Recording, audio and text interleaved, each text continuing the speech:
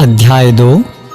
संजय ने कहा, करुणा से व्याप्त शोकयुक्त अश्रुपूरित नेत्रों वाले अर्जुन को देखकर मधुसूदन कृष्ण ने ये शब्द कहे। श्री भगवान ने कहा, हे अर्जुन, तुम्हारे मन में यह कल्मश आया कैसे? यह उस मनुष्य के लिए तनिक भी अनुकूल नहीं है जो जीवन के मूल्य को जानता हो। इससे उच्च लोक की नहीं अपितु अपयश की प्राप्ति होती है। हे प्रथापुत्र, इस हीन नपुंसकता को प्राप्त मत हो, यह तुम्हें शोभा नहीं देती।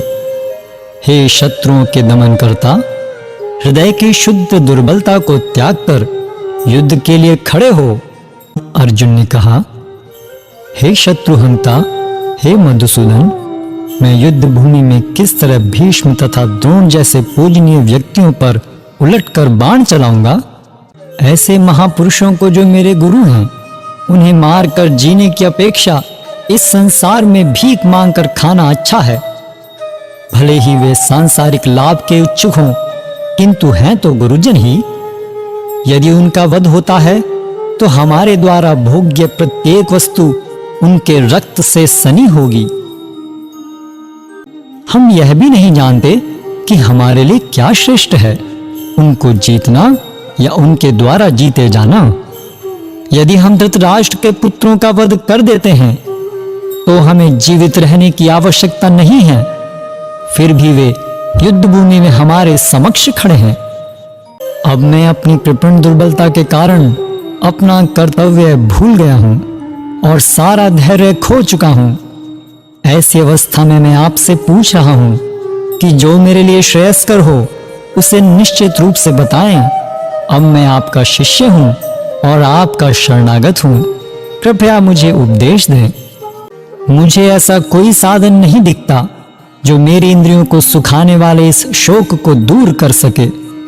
स्वर्ग पर देवताओं के अधिपत्य की तरह इस धन धान्य संपन्न सारी पृथ्वी पर निष्कंटक राज्य प्राप्त करके भी मैं इस शोक को दूर नहीं कर सकूंगा।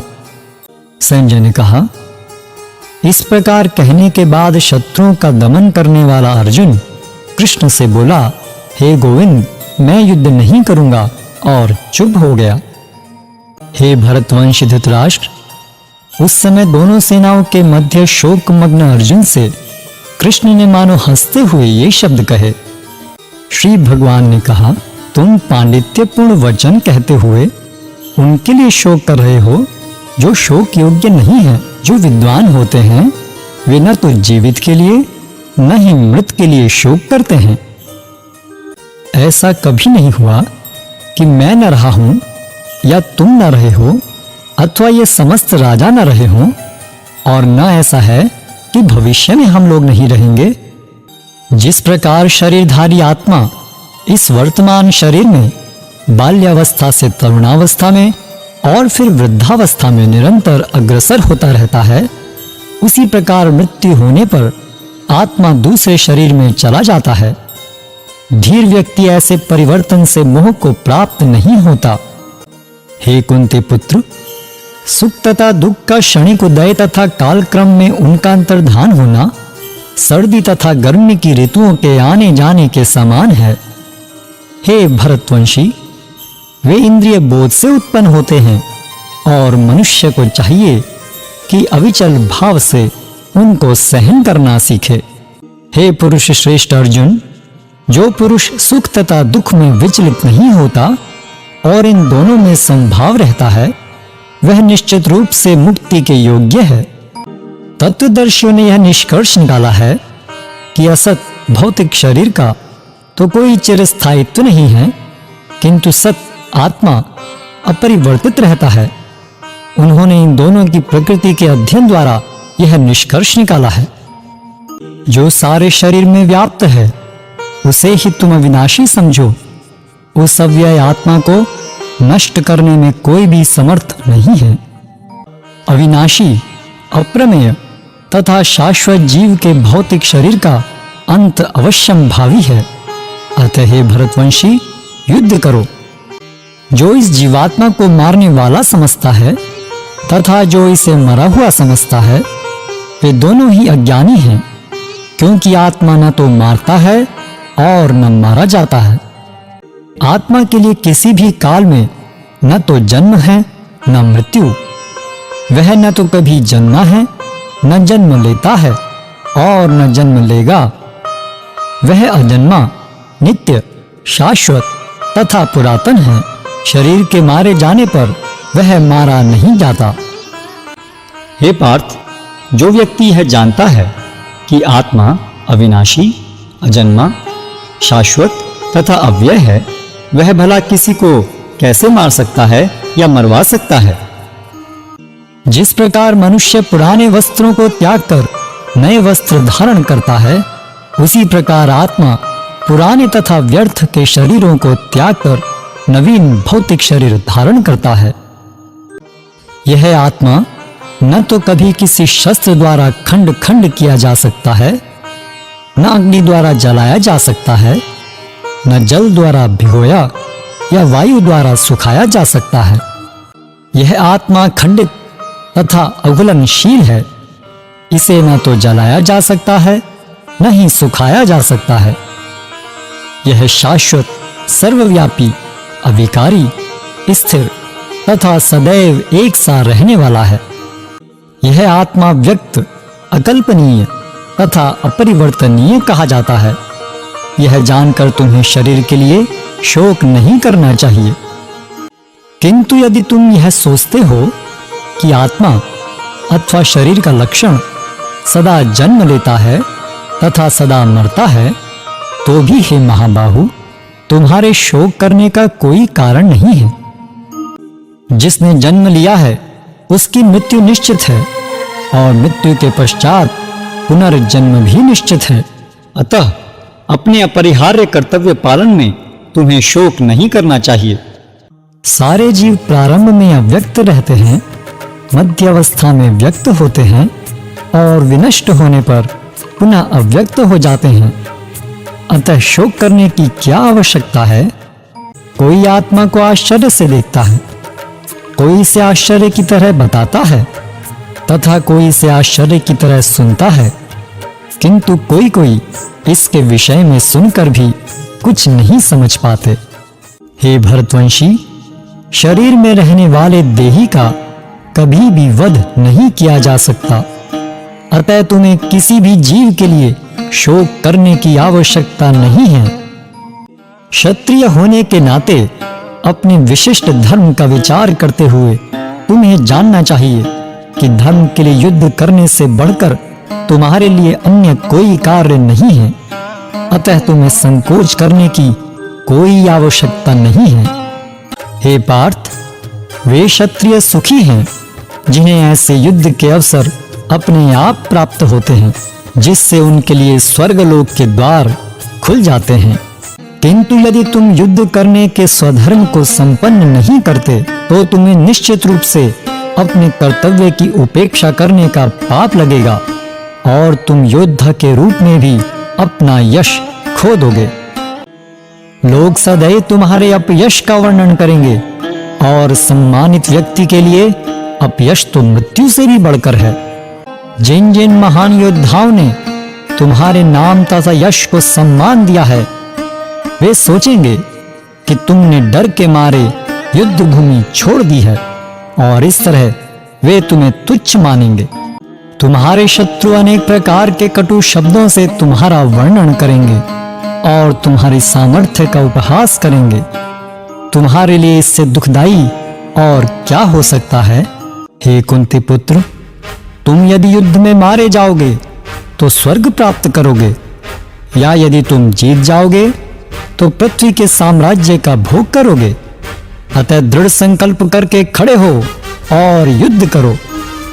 तुम सुख या दुख, हानि या लाभ, विजय या पराजय का विचार किए बिना युद्ध के लिए युद्ध करो। ऐसा करने पर तुम्हें कोई पाप नहीं लगेगा। यहाँ मैंने वैश्लेषिक अध्ययन सांख्य द्वारा इस ज्ञान का वर्णन किया है। अब निष्काम भाव से कर्म करना बता रहा हूं, उसे सुनो। हे प्रथापुत्र, तुम यदि ऐसे ज्ञान से कर्म करोगे तो तुम कर्मों के बंधन से अपने को मुक्त कर सकते हो। इस प्रयास में न तो हानि होती है न ही ह्रास, अपितु इस पथ पर की गई अल्प प्रगति भी महान भय से रक्षा कर सकती है। जो इस मार्ग पर चलते हैं वे प्रयोजन में दृढ़ रहते हैं और उनका लक्ष्य भी एक होता है। हे कुरुनंदन, जो दृढ़ प्रतिज्ञ नहीं है उनकी बुद्धि अनेक शाखाओं में विभक्त रहती है।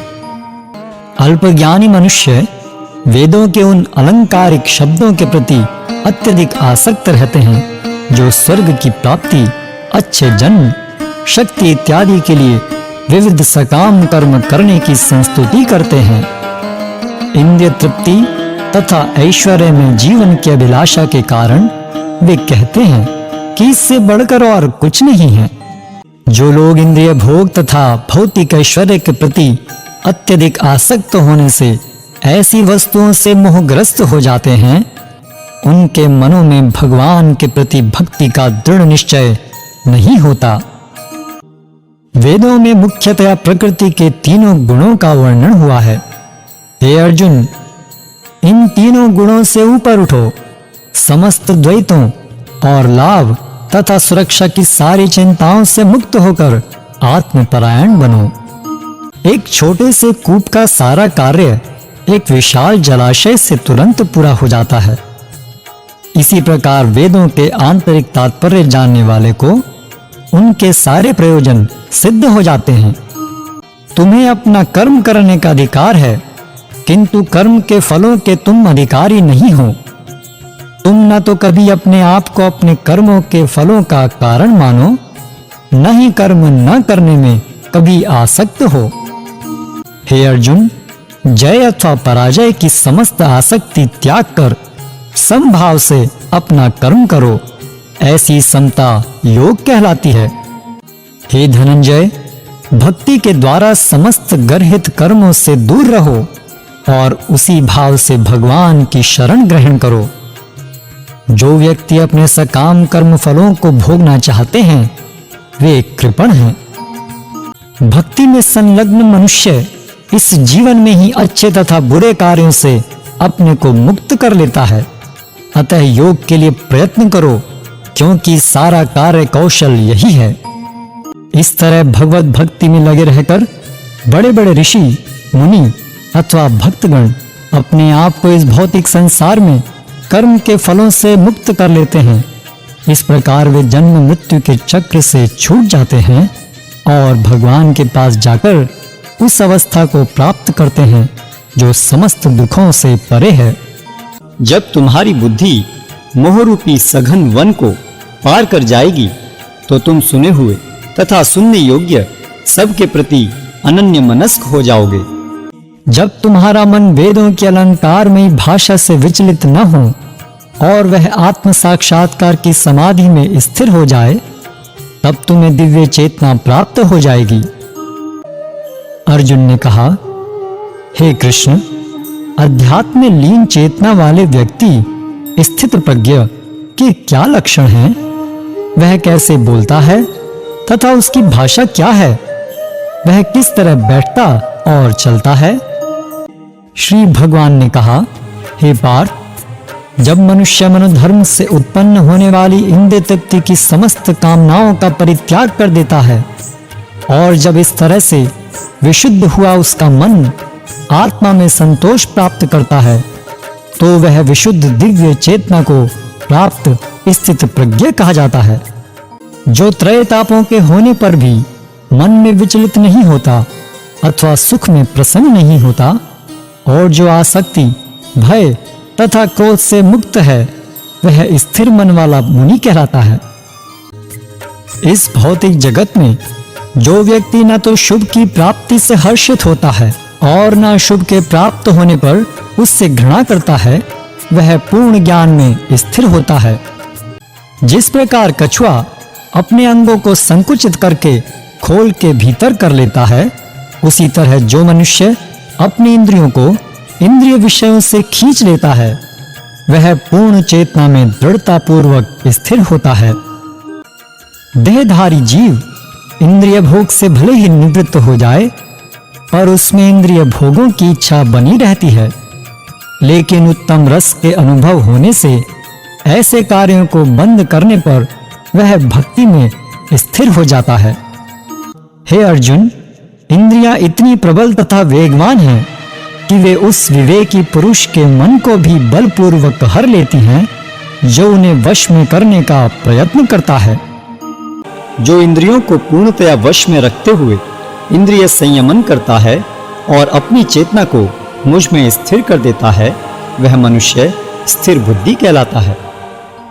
इंद्रिय विषयों का चिंतन करते हुए मनुष्य की उनमें आसक्ति उत्पन्न हो जाती है और ऐसी आसक्ति से काम उत्पन्न होता है और फिर काम से क्रोध प्रकट होता है। क्रोध से पूर्ण मोह उत्पन्न होता है और मोह से स्मरण शक्ति का विभ्रम हो जाता है। जब स्मरण शक्ति भ्रमित हो जाती है तो बुद्धि नष्ट हो जाती है और बुद्धि नष्ट होने पर मनुष्य भवकूप में पुनः गिर जाता है। किंतु समस्त राग तथा द्वेष से मुक्त एवं अपनी इंद्रियों को संयम द्वारा वश में करने में समर्थ व्यक्ति भगवान की पूर्ण कृपा प्राप्त कर सकता है। इस प्रकार से कृष्ण भावनामृत में तुष्ट व्यक्ति के लिए संसार के तीनों ताप नष्ट हो जाते हैं और ऐसी तुष्ट चेतना होने पर उसकी बुद्धि शीघ्र ही स्थिर हो जाती है। जो कृष्ण भावनामृत में परमेश्वर से संबंधित नहीं है, उसकी न तो बुद्धि दिव्य होती है और न ही मन स्थिर होता है, जिसके बिना शांति की कोई संभावना नहीं है। शांति के बिना सुख हो भी कैसे सकता है। जिस प्रकार पानी में तैरती नाव को प्रचंड वायु दूर बहा ले जाती है, उसी प्रकार विचरणशील इंद्रियों में से कोई एक जिस पर मन निरंतर लगा रहता है, मनुष्य की बुद्धि को हर लेती है। अतः हे महाबाहु, जिस पुरुष की इंद्रियां अपने अपने विषयों से सब प्रकार से विरत होकर उसके वश में हैं, उसी की बुद्धि निस्संदेह स्थिर है। जो सब जीवों के लिए रात्रि है, वह आत्म संयमी के जागने का समय है, और जो समस्त जीवों के जागने का समय है, वह आत्म निरीक्षक मुनि के लिए रात्रि है। जो पुरुष समुद्र में निरंतर प्रवेश करती रहने वाली नदियों के समान इच्छाओं के निरंतर प्रवाह से विचलित नहीं होता और जो सदैव स्थिर रहता है, वही शांति प्राप्त कर सकता है। वह नहीं जो ऐसी इच्छाओं को तुष्ट करने की चेष्टा करता हो। जिस व्यक्ति ने इंद्रिय तृप्ति की समस्त इच्छाओं का परित्याग कर दिया है, जो इच्छाओं से रहित रहता है और जिसने सारी ममता त्याग दी है तथा अहंकार से रहित है, वही वास्तविक शांति को प्राप्त कर सकता है। यह आध्यात्मिक तथा ईश्वरीय जीवन का पथ है, जिसे प्राप्त करके मनुष्य मोहित नहीं होता। यदि कोई जीवन के अंतिम समय में भी इस तरह स्थित हो, तो वह भगवत धाम में प्रवेश कर सकता है।